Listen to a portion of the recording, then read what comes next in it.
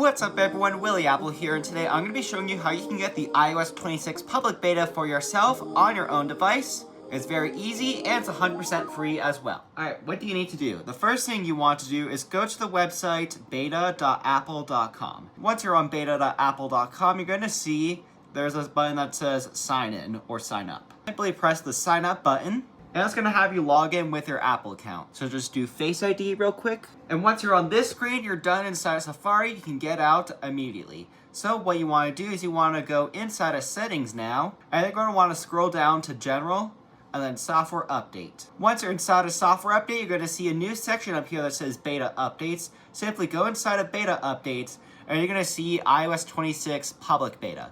Now I am in the Developer Beta program, so I will see Developer Beta, but they're pretty much the same, except the public beta comes about a couple days apart, maybe sometimes even an hour. It's just that Apple wants to make sure that the public beta is smooth enough to be released to you guys. And then you're going to want to tab it, make sure there's a check mark there, and then go back. And once you refresh, you're going to see that there's a brand new update right here. It's going to be iOS 26, whatever. Alright, now what do you do if you find a bug? So there's this app that will be pre-installed once you install iOS 26 called the Feedback app. And basically what this does is that it allows you to submit feedback for whatever you want. So simply press iOS and iPadOS, and let's say I found a bug. So just say whatever you did, let's say home app crashes, and then you're going to want to select what section it is in. And then you're going to want to do unexpected and unexpected behavior.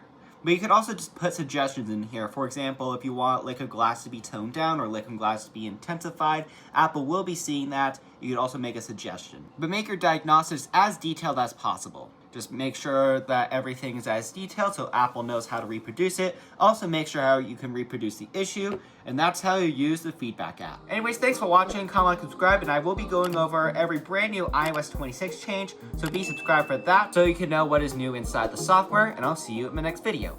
Bye!